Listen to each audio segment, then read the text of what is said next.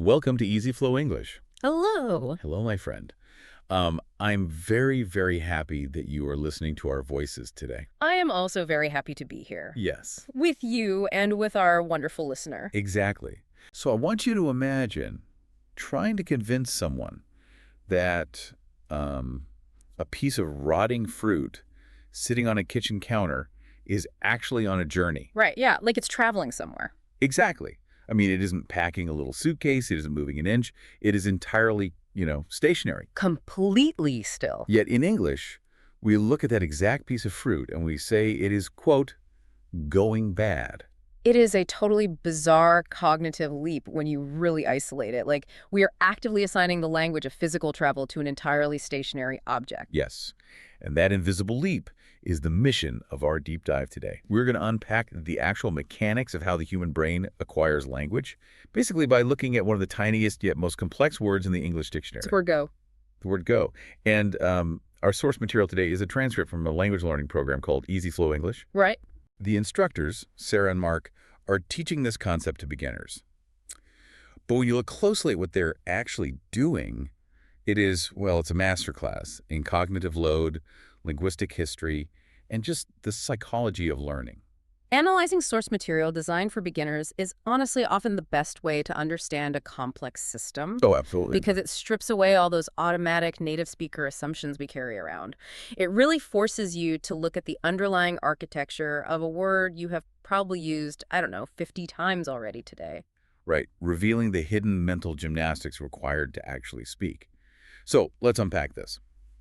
The EasyFlow transcript starts by pointing out that go, along with its partner in crime, the word get, is absolutely everywhere. Oh yeah, they are the heavy hitters, the foundational building blocks of daily speech. Right, but the instructors immediately break go down into two very distinct categories for the learner. Okay, what's the first one? So the first category is of movement and transportation. You go to work or you go by train. It is the literal transfer of a physical body from point A to point B. Which is, the logical starting point for any foundational definition. It's easily observable in the physical world. You can see it. Exactly. You can point out a window at a car driving away and confidently say, they go.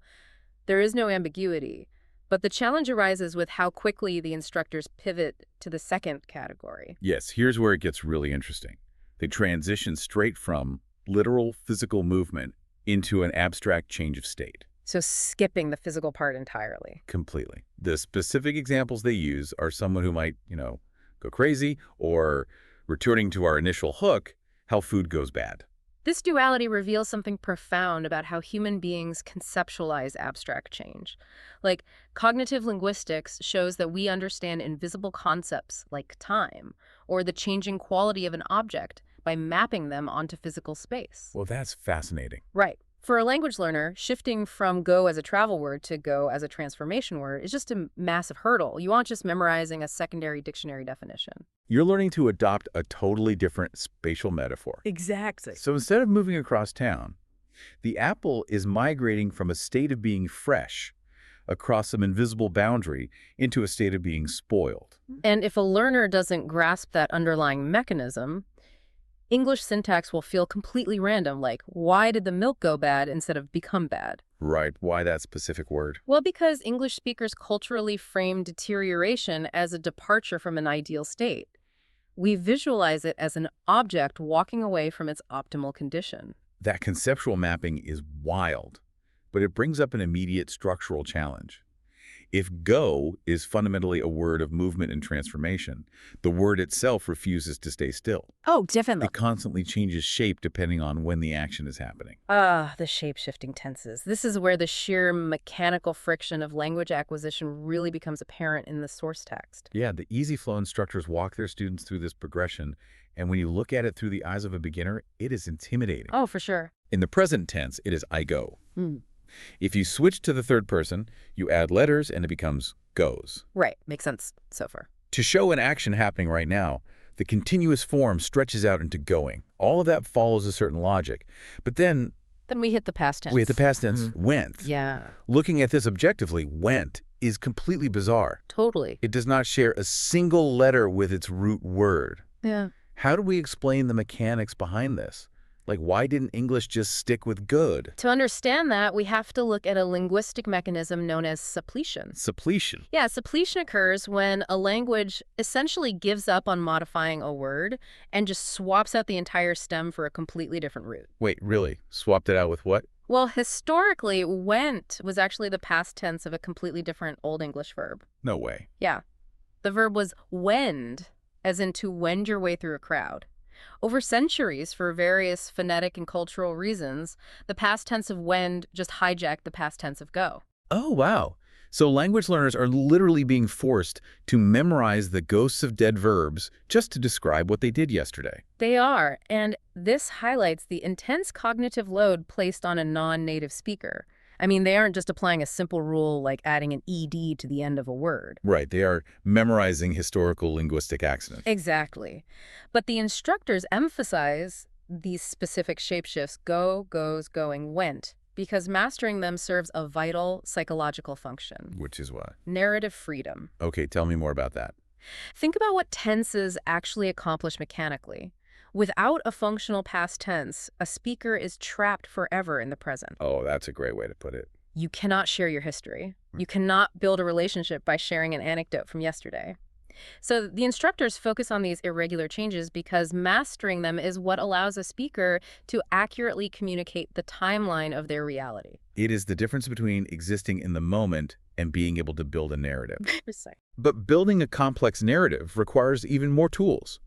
Like, if a learner only knows how to describe literal movement or basic state changes, how do they survive when they don't have the vocabulary to describe more nuanced actions? That gap in vocabulary leads right into the next section of the transcript. Right, where the instructors show how basic words are hacked to fill those voids. The introduction of phrasal verbs. I look at phrasal verbs like grammatical Swiss Army knives. Oh, I like that analogy. You know, you have this base tool, go, but by simply snapping on a tiny preposition, the core meaning of the word completely transforms. Right. The EasyFlow transcript specifically focuses on 4 of these combinations.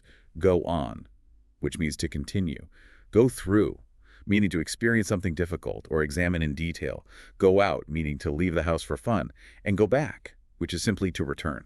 Yeah, and if we look closely at a phrase like go through, we see that same spatial to abstract cognitive mapping we discussed with the rotting fruit. Okay, how so? Well, if I go through a dark tunnel, that is literal physical movement. But the instructors use the example of Sarah having to go through a massive stack of work emails. She isn't physically penetrating her computer screen. No. She is enduring a process. Because through implies an obstacle with an entry point and an exit point. Exactly. By attaching that spatial concept to the verb go, the language gives the learner a highly visual way to describe endurance. It is an incredibly efficient linguistic hack. So instead of needing a completely distinct high-level vocabulary word for endure or analyze, the learner just glues 2 simple concepts together. Right. That makes the underlying logic clear. But it also raises a massive pedagogical challenge. If you are a teacher trying to explain that spatial prepositions are mapped to abstract concepts, how do you actually teach that effectively? I mean, if I just hand a student a flashcard that says go through means endure, that doesn't feel like it's going to stick in a real conversation. Oh, it won't. Rote memorization of isolated facts is incredibly inefficient because the brain has no associative links to grab onto. And this is where the methodology of the source material really shines. The instructors avoid flashcards entirely. Thank goodness. Yeah, they embed these phrasal verbs into a simulated, natural conversation between the two of them.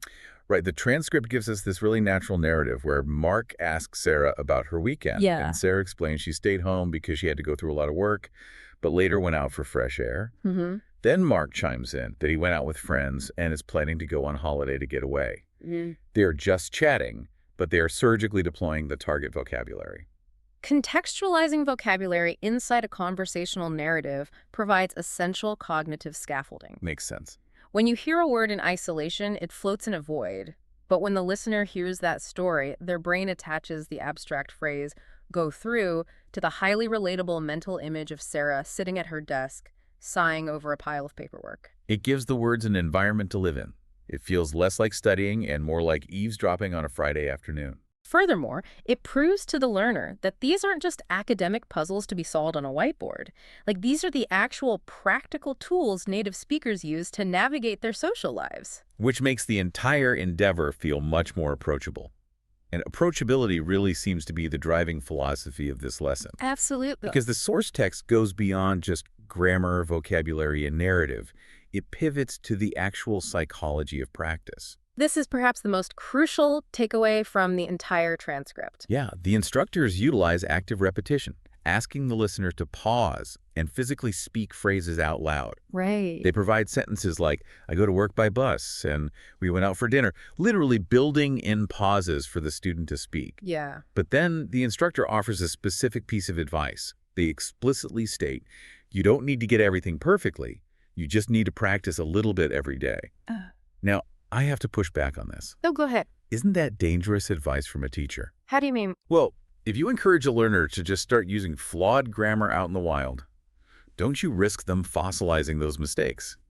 If a student spends 5 years confidently saying, I go to the store, isn't that going to be nearly impossible to unlearn later? That's a fair point. Shouldn't a teacher demand precision from the start? So, fossilization of errors is a real linguistic phenomenon, and it is a totally valid concern. However, we have to look at the hierarchy of learning needs and the reality of cognitive load. Okay. If you demand perfection from a beginner, you are asking them to simultaneously remember the vocabulary, navigate the suppletion of irregular tenses like went, apply the correct spatial preposition for a phrasal verb, and maintain the social dynamic of a real-time conversation. It is like asking someone to juggle flaming torches while Doing calculus in their head. Right. And the result of that immense pressure is rarely perfect grammar. The result is usually silence. Oh, wow. The fear of making a mistake creates an emotional blockage, what linguists call an affective filter that overrides the desire to communicate. By explicitly telling the student they don't need to be perfect, the instructors are radically shifting the metric of success. So success is no longer defined as flawless execution. It is defined as consistent effort. Exactly. A little bit every day. Yeah. They are prioritizing consistency over intensity. This touches on the neurology of skill acquisition. Language is not something you can cram for overnight like a history exam. It is a physical and neurological habit. It requires the slow, steady reinforcement of neural pathways. Right. By removing the paralyzing pressure of perfectionism, the instructors ensure the student actually opens their mouth and engages those pathways. You can correct a misconjugated verb later, but you cannot correct silence. So what does this all mean for the listener? I think it perfectly explains why the instructors end the lesson the way they do. Yeah. They don't administer a multiple-choice grammar quiz. They ask the listeners a community question. Where do you want to go this weekend?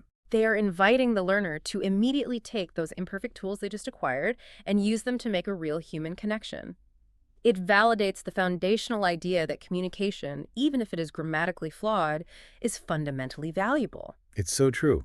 You know, when we strip away our native speaker assumptions, a simple lesson on the word go becomes a window into human cognition. It really does. We aren't just looking at dictionary definitions. We're looking at how the mind maps physical movement onto existential changes, like an apple spoiling on a counter. Right. We are seeing how historical linguistic accidents, like the hijacking of the word went, force us to endure higher cognitive loads just to tell a story about yesterday. And we also uncovered how embedding complex ideas like using spatial prepositions as abstract hacks inside a narrative structure allows the brain to actually retain information through associative links. Yeah. But most importantly, this deep dive reveals the psychological reality of mastering any complex system.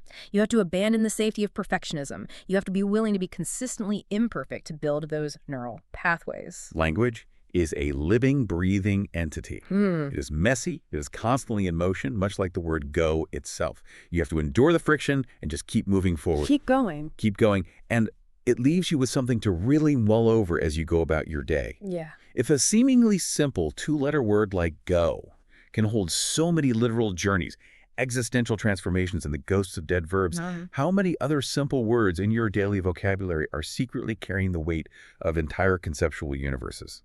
What other tiny words do you use every single day without ever realizing their hidden depths?